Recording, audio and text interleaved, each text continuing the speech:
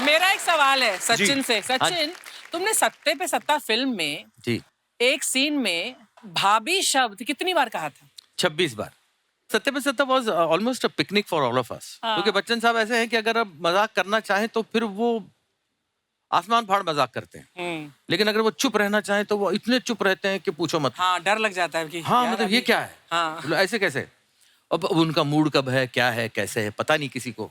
कभी आएंगे हाय ऐसा कर लेंगे, कभी कभी हेलो बोला तो ऐसा करके निकल जाए। You अरे never know. मैंने कहा ये क्या है, ये आदमी कुछ अजीब व गरीब आदमी है।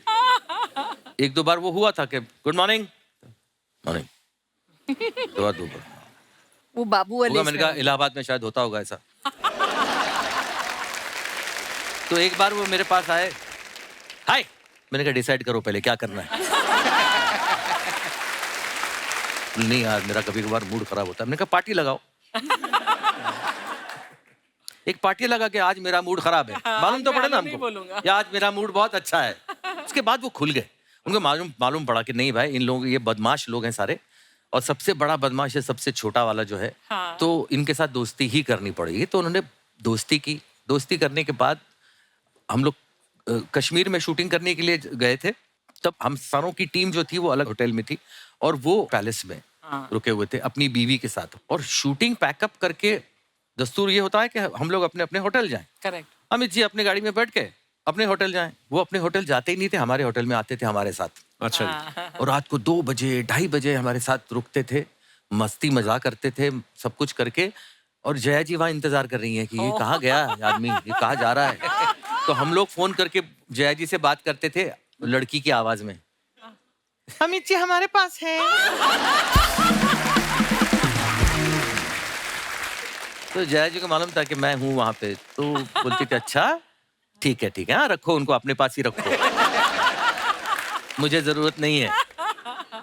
तो फिर वो हमेशा अच्छा 2-2:30 बजे पहुंचने के बाद होटल, सुबह 7 बजे की शिफ्ट में 6:45 बजे आदमी रेडी वहां पे। Yes, yes, वाह यार ये तो amazing. बात है, हैं? कमाल है, कमाल है। और हम लोग कोई 7:15 बजे आ रहा है, कोई 7:20 को आ रहा है, कोई 7:30 को आ रहा है, तो बाहर खड़े रह के आइए आइए। मतलब हमने जितनी भी रैगिंग की होगी शाम में, सुबह पूरी रैगिंग निकाल देते थे हमारी, हमको बेइज्जत करके। तो बहुत ज्यादा मजे किए हमने। दादा कैसी कैसी फिल्म में, सत्ते सत्ता की बात करूं या शोले की बात करूं, ऐसी कल्ट मूवी मतलब, और उसमें भी दादा थे। शोले में बड़ा महत्वपूर्ण रोल था आपका जी। दादा। मैंने सुना उस फिल्म में आप एक्टर तो थे ही, साथ में आप डायरेक्शन टीम में भी थे आप। हाँ मैं सेकंड यूनिट में बतौर असिस्टेंट डायरेक्टर था। अच्छा जी। और एक 17 साल के बच्चे पर रमेश जी ने भरोसा रखा। धर्मपाजी भी होते थे, वो तो अरे बड़ी मस्ती बाप करते रे, हैं। धर्मपाजी तो मतलब उस वक्त तो धर्मपाजी पूरे क्या कहते हैं मूड में थे हेमा जी को इम्प्रेस करने में ना।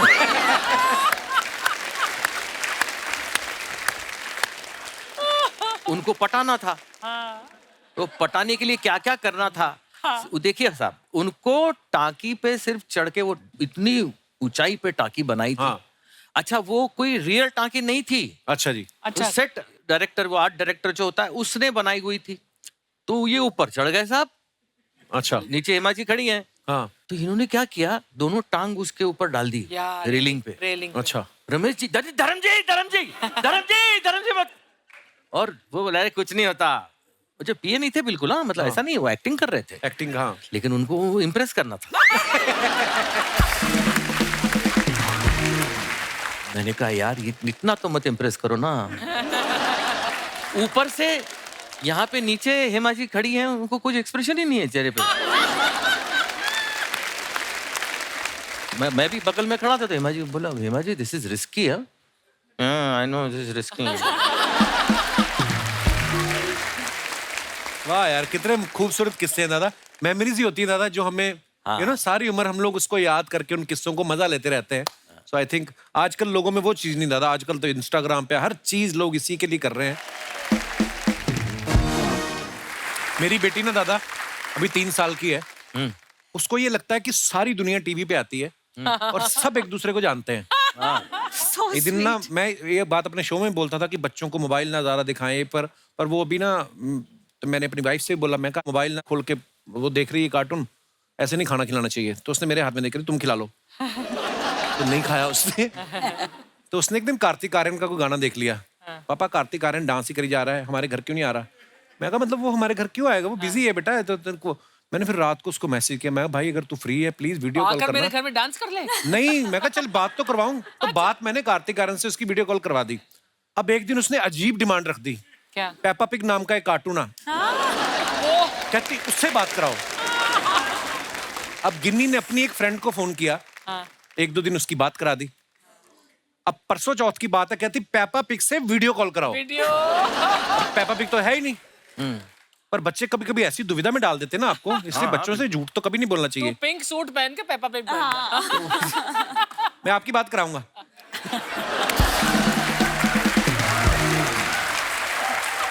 कहानियां सुनने का उसको बड़ा शौक है दादा। आप सुनाते थे दादा श्रेया को कहानियां? बहुत Stories? कहानियां, हर रोज एक नई कहानी सुनाते थे। मैं एक कहानी श्रेया को सुनाता था। अच्छा जी, वो मैं सुनाना चाहता हूँ। प्लीज प्लीज दादा प्लीज। मैं याद कर लूंगा, मैं उसको सुनाऊंगा अपनी बेटी को। हाँ, इधर आ।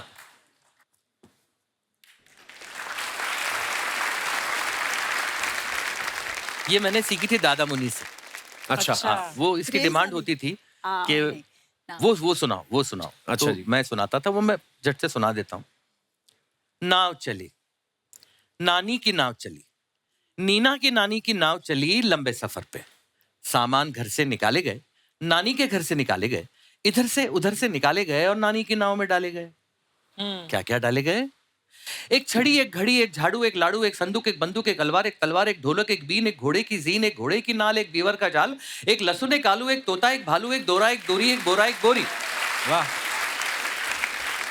एक हंडा, एक झंडा, एक डंडा, एक अंडा, एक केला, एक आम, एक पक्का, एक कच्चा और टोकरी में एक बिल्ली का बच्चा।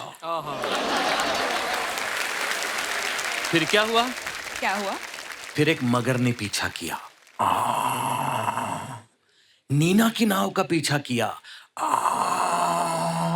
नीना की नानी की नाव का पीछा किया। फिर क्या हुआ? फिर चुपके से धीरे से ऊपर से नीचे से एक एक सामान फेंक दिया। एक बिल्ली का बच्चा, एक केला, एक आम, एक पक्का, एक कच्चा, एक हंडा, एक झंडा, एक डंडा, एक अंडा, एक बोरी, एक बोरा, एक दोरी, एक दोरा, एक तोता, एक भालू, एक लहसुन, एक आलू, एक बीवर का जाल, एक घोड़े की नाल, एक ढोलक, एक बीन, एक घोड़े की जीन, एक अलवार, एक तलवार, एक बंदूक, एक संदूक, एक लाडू, एक झाड़ू, एक छड़ी, एक घड़ी। वाह दादा क्या बात है यार। उल्टा। मगर नानी क्या कर रही थी? नानी थी बेचारी बुढ़ी बहरी। नीना की नानी थी बुढ़ी बहरी। नानी की नींद थी इतनी गहरी। कितनी गहरी? नदिया से गहरी, दिन दोपहरी, रात की नानी, ठंडा पानी, गरम मसाला, पेट में ताला, 16.5, 15 के 15, दूना 3, तिया 45, चौके 60, पना 75, छक्के 90, पाटी पिछला, नाटी पीसा, नमक पचीसा, गले में रस्सा। हाँ, so beautiful। ये कहानी चलती थी, मतलब सच यही में कहानी नहीं। याद but- कैसे किया ये हाँ, सब यार? ये तो कब से याद है। मेमोरी बहुत अच्छी है, बहुत बहुत अच्छी। हाथी की मेमोरी है उनकी। अरे सुप्रिया जी ने सचिन सर के डायरेक्शन में एक फिल्म करी थी, नवरी मिले नवराला। दादा क्या बोलते हैं? नवरी मिले नवरयाला, मतलब दुल्हन मिले दूल्हे को। और उसके बाद ही दूल्हे ने सीधा दुल्हन को प्रपोज भी कर दिया। बिल्कुल।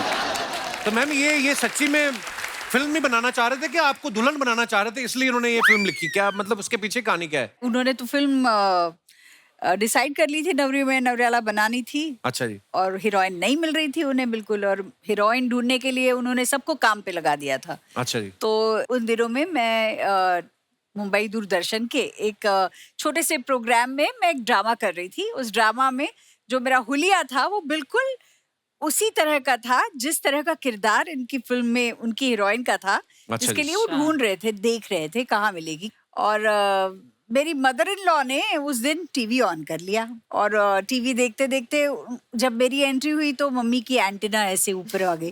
अरे ये बिल्कुल सचिन को उसके हीरोइन की तलाश है, वो बिल्कुल उसका किरदार इससे मिलता जुलता है। चमेली नाम था। ये अंदर कमरे में थे, आ जाओ देखो देखो देखो, तुम्हें हीरोइन मिल गई, तुम देखो ये हीरोइन कैसे लग रही है ये। तो इन्होंने देखा, उन्होंने कहा हाँ ये तो बिल्कुल मुझे सूट करेगी ये। तो उन्होंने पता लगाया, सुप्रिया सबनिस। मेरी मदर इन लॉ ने कहा सबनिस, अरे मतलब ये भी गोवा की लगती है क्योंकि सरनेम गोवा वालों का भी है सबनिस। मम्मी जी इनके लिए रिश्ता भी ढूंढ रही थी। तो उन्होंने कहा अरे ये तेरे लिए भी अच्छी है। ऐसे उन्होंने उनके जुबान से उस वक्त ये बात निकली और उन्होंने उनके दिमाग में ये बीज डाल दिया। पर खैर उन्होंने उस पर ज्यादा गौर नहीं किया, वो देखने आए। नहीं मतलब मुझे मम्मी ने बोला ए आपल्यातलीच दिसते लग्न करून टाक। मैं मम्मी को बोला यार टीवी पे देख के कोई मैं शादी कर लूं ऐसे। तो फिर मैंने वो फिल्म कर ली और फिर एंड में जाके लास्ट दिन पर उन्होंने सब खत्म होने के बाद सोचा कि मैं अभी इससे पूछ ही लूंगा कि क्या वो प्रपोज करेंगे शादी के लिए। मेरे नहीं, क्या साथ है ना मेरे कि अगर मैं bodyguards- पहले पूछ लेता और वो कुछ लाफा वाफा मार के निकल जाती मेरी पिक्चर रुक जाती।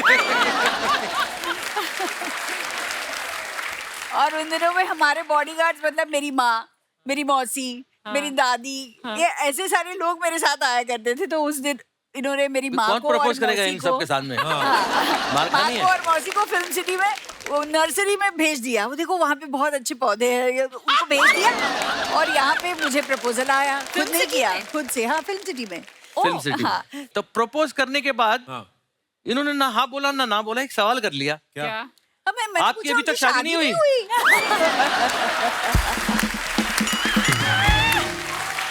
अर्चना, मतलब मैं तो सोच रही थी कि शादी हुई, अभी देख कहीं दिखाई नहीं दी है अभी तक कि शादी हुई होगी। मैंने पूछा सचिन शादी का नहीं हुई अभी expression तक। देखने लायक होगा। It was not a question. He thinks कि it was a question. अच्छा। और बोलते हैं कि फिर ऐसा क्वेश्चन कैसे किया, वरना मैं प्रपोज कैसे करता? How do you think? अरे मैं शादी की हाथ मांग रहा हूँ तो मैं शादी कर चुका हूँ और मैं हाथ मांग रहा हूँ। हाँ? मतलब मेरे को शादी करने का शौक है। जैसे होता है ना कोई किसी के प्यार में हो तो क्या करेगा, तो ये क्या करते होंगे? मुझे उनका खाना शेयर करते थे मेरे साथ बस। हाँ, तो ये थी एक चीज कि वो I didn't खाना know शेयर that. करते थे। So sweet. मंडे का खाना घर से How डब्बा आता था, खाना खाने के लिए वही स्पेशल चीज, बस बाकी कुछ नहीं। पर उन दिनों जैसे फोन वोन मोबाइल तो थे नहीं। ना। मैंने सुना है कि चिट्ठियां वगैरह भी एक दूसरे को दे देते हैं लोग। हाँ, आपने मेरी चिट्ठी दी? चिट्ठी जब मैं घर पे तो भेज नहीं सकता था, जब शादी वादी में उन्होंने जब हाँ कही उसके बाद चिट्ठियों का सिलसिला शुरू हुआ। अच्छा। लेकिन मैं चिट्ठी इनके घर पे नहीं पहुंचाया करता, मतलब भेज अच्छा नहीं जी। सकता था, किसी के हाथ में गई तो। अच्छा जी, हाँ। तो मैंने अपने दोस्त के घर पे मैं चिट्ठी भेजता था और वो दोस्त फोन करके बताता था कि तुम्हारी चिट्ठी आ गई तो है। ये जाकर तो ये अंधेरी से साइकिल में बैठ के अच्छा। जाती थी वो चिट्ठी कलेक्ट करने के लिए। हाय हाय, बड़ा क्यूट स्टोरी। हुआ है। Very sweet. और उस वक्त इनके माँ बाप दोनों जरा फिल्म इंडस्ट्री के लड़का है, फिल्म इंडस्ट्री का है, Oh, yeah. वैसा दामाद और नहीं, कैसे और सही होगा भी है, क्या बिल्कुल। होगा। और दूसरी बात ना बिल्कुल सही है। नहीं मैं उस अगर वक्त ना मुझे भी उस आज वक्त कोई मुझे बोले जो तो मैं भी बहुत वही कुछ ऐसा करूंगी। लगा कि ऐसा क्या सोच रहे हैं वो सोच रहे हैं। लेकिन जब मैं बेटी का बाप बना तब मुझे उनकी सारी बातें जो है वो सही महसूस होने लगी। हाय हाय, क्या बात दादा।